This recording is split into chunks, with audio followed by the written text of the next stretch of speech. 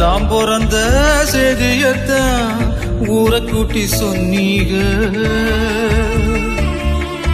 காது குத்துனா வலிக்கும் முன்னு கண்ணரண்ட மூடு நீங்க. கறி குழம்பு பிடிக்கும் முன்னு கடன் வாங்கி செஞ்சீங்க. கடங்காரனா பிறந்த என்ன பார்த்து பார்த்து நொந்தீங்க.